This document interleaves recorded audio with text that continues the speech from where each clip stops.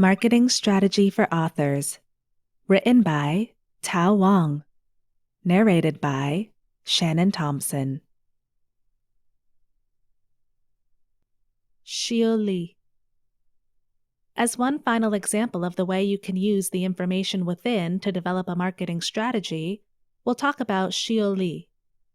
𝗔𝗂𝘁 is a traditional published young adult author who managed to be signed by a traditional publisher, but the publisher subsequently dropped her due to low, for them, sales. She managed to sell just over 3,000 copies, which unfortunately wasn't sufficient for her publisher to keep her on for the rest of the trilogy.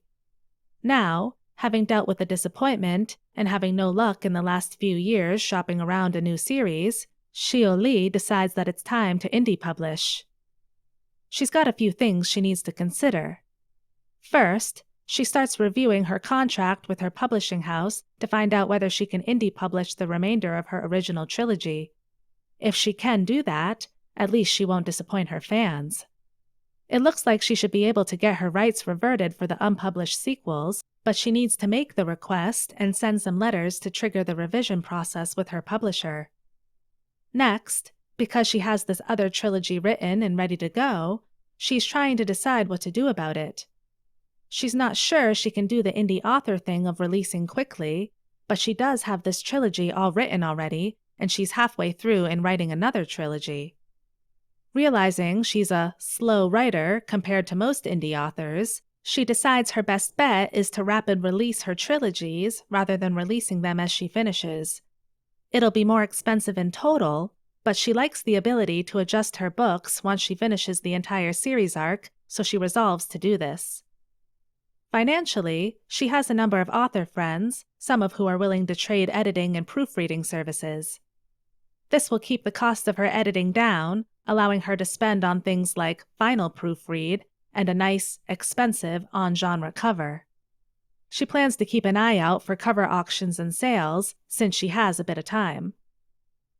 In terms of distribution and pricing, she is vacillating between Kindle Unlimited and going wide. Due to her previous trad pub contract, she knows she has wide fans, most of whom might have picked up her work in print. However, doing POD means it will be expensive to get books out at a low enough price for them.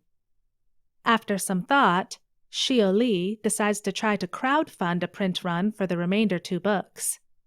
If that works, she can provide paperback at a lower cost, get them into bookstores that might still be interested, sell ebooks, and throw them up on other retailers for those who missed it.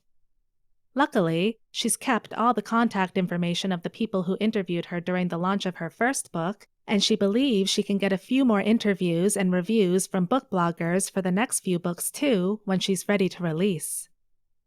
If her Kickstarter works, 𝗔𝗂𝘁𝗁 decides she'll stay wide and keep ebook pricing slightly higher than normal indies in the hope of keeping the same prestige factor as her other trad pub authors.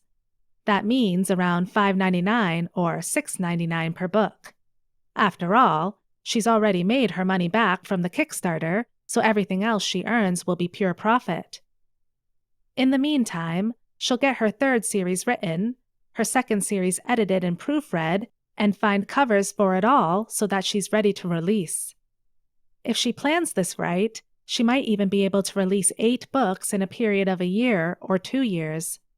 After that, it'll be a bit before she can release any further work, but she'll try to work on writing faster.